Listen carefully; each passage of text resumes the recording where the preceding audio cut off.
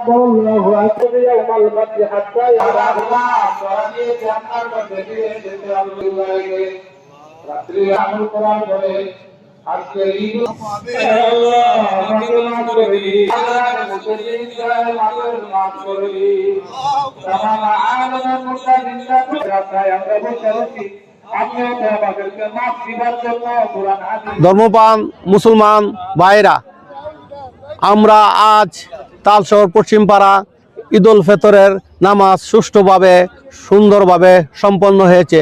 তার জন্য পরম করুণাময় মহান রাব্বুল আলামিনের কাছে কৃতজ্ঞ। আমরা আশা করি আপনারা যারা বিদেশে আছেন প্রত্যেকে এবং যারা দেশে অন্ততপক্ষে অর্থবিত্তর মালিক আছেন প্রত্যেকে কিছু সহযোগিতা করলে আমরা এই ঈদগাহ এবং কবরস্থানের যে ঋণটা এই 15-20 লক্ষ টাকা ঋণ থেকে বাঁচতে পারি।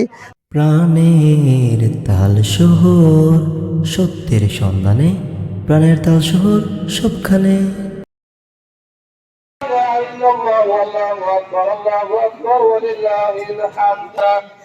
ونشهد أن لا إله إلا الله وحده لا شريك له فقد رشد ومن يعص الله فأحسن الثياب ويتعثر منكم الفضول ويطاعكم أودياءكم فتخرجون إلى المصلى أكبر ولله الحمد.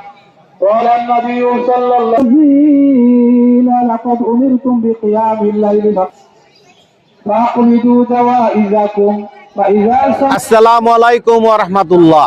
সম্মানিত তালশহর পশ্চিমপাড়া আওতাধীন ঈদগাহ ও কবরস্থানের ধর্মপ্রাণ মুসলমান ভাইরা, আমরা আজ তালশহর পশ্চিমপাড়া ঈদুল ফিতরের নামাজ সুষ্ঠুভাবে সুন্দরভাবে সম্পন্ন হয়েছে। তার জন্য পরম করুণাময় মহান রাব্বুল আলামিনের কাছে কৃতজ্ঞ। আমরা সকলকেই ঈদের শুভেচ্ছা জানাই। আমরা সকলে মিলে শান্তি শৃঙ্খলাভাবে দেশের যাতে বসবাস করতে পারি তাই কামনা করছি।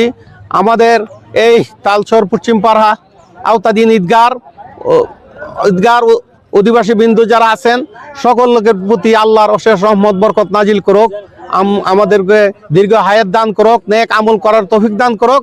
সকলকে ঈদের শুভেচ্ছা জানিয়ে আমি বিদায় নিলাম। আমরা আজকে তালশহর পশ্চিমপাড়া এবং উকিলপাড়া সবাই মিলা আমাদের যে সোনামপুরবাসী, আমাদের যে আগের যে ঈদগাহ ছিল এই ঈদগাহ সংকলন হইতো না। আব্দুর রহমান চাচার নেতৃত্বে ওনার সকলের সহযোগিতা এবং ওনার যে পরিশ্রম সকলের অবদানকে স্বীকার করি এবং এই জন্যই আজকে সকলের আমাদের স্থান সংকলন হয়েছে। এবং যদি আজকে এরকম আমরা এই ঈদগাহটা সম্প্রসারণ না করতে পারতাম তাহলে আজকে আমাদের এই সংকলন হইতো না। এই জন্য সকলের প্রতি অভিনন্দন এবং সকলকে আন্তরিক মোবারকবাদ জানাই সকলের সহযোগিতা করার জন্য। তবে আমাদের এই কাজগুলা করতে গিয়া আমাদের প্রায় 15 থেকে 20 লক্ষ টাকা দেনাতে আমরা আছি। সকলের অবগতির জন্য জানাচ্ছি সকলকে আগায় আসতে হবে এবং প্রত্যেককে আমাদের আন্তরিকভাবে সহযোগিতা করতে হবে।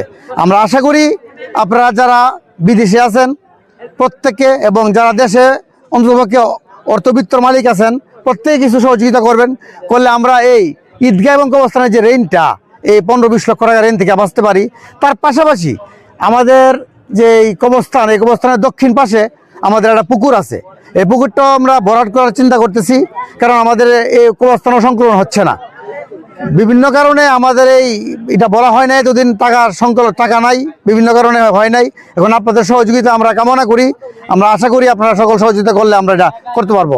সকলকে ধন্যবাদ। আসসালামু আলাইকুম।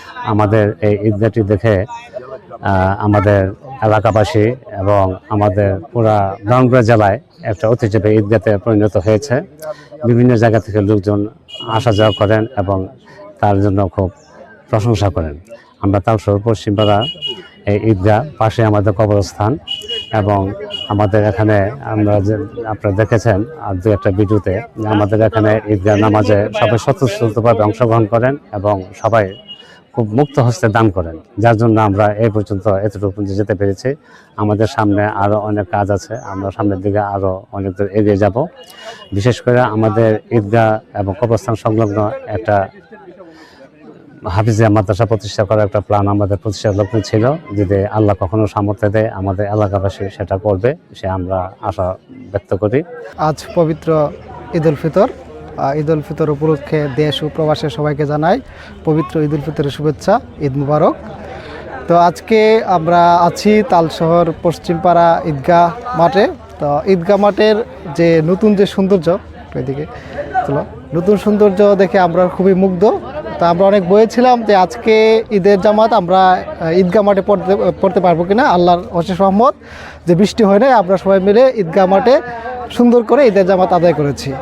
দেশ ও দেশের বাইরে অবস্থানরত সকল বাংলাদেশি বাংলা ভাষাভাষী সবাইকে পবিত্র ঈদ উল ফিতরের শুভেচ্ছা, ঈদ মুবারক। আসলে ঈদ মানে খুশি, ঈদ মানে আনন্দ, ত্যাগের মহিমায় উদ্ভাসিত হোক সবার জীবন। পবিত্র ঈদ উল ফিতরের শুভেচ্ছা, সবাইকে ঈদ মুবারক। দীর্ঘ 1 মাস রমজানের পর আজকে পবিত্র ঈদ উল ফিতর। সবাইকে জানাই ঈদ উল ফিতরের শুভেচ্ছা ও অভিনন্দন। আসলে ঈদের দিন আমরা আসলে এই সারা বছর অনেকের সাথে আমরা মনোমালিন্য থাকে, রাগারাগি থাকে। ঈদ মানেই হচ্ছে সকল মনোমালিন্য এবং রাগারাগি ভেঙে আমরা একে অপরের সাথে চলবো, একে অপরের সাথে ভালোভাবে পরস্পর ভ্রাতৃত্বের বন্ধন বৃদ্ধি করব, এই কামনা সামনে রেখে সবাইকে আবারও জানাচ্ছি ঈদ মুবারক। প্রাণের তাল শহর, সত্যের সন্ধানে প্রাণের তাল শহর সবখানে।